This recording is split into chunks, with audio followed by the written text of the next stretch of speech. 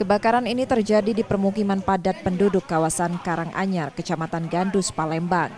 Api menghanguskan 2 rumah kayu dan sejumlah bangunan lainnya yang berdekatan. Menurut salah satu warga yang rumahnya terbakar, insiden ini berawal dari percikan api dari dalam rumah tetangganya dan cepat menjalar sehingga barang dalam rumah belum sempat diselamatkan, termasuk uang tunai untuk biaya kuliahnya ikut terbakar.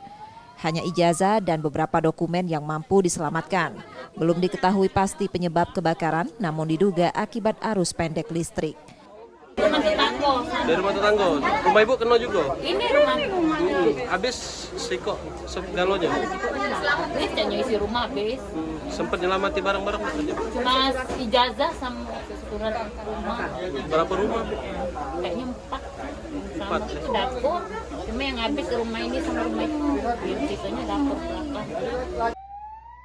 Api baru dapat dipadamkan setelah 7 unit mobil pemadam kebakaran dikerahkan ke lokasi.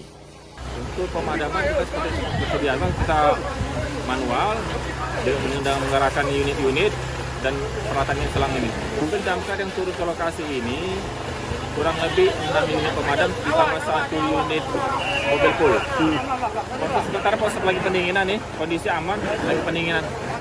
Upaya pendinginan dilakukan menyusul di lokasi terdapat banyak material kayu serta memastikan titik api tak ada lagi.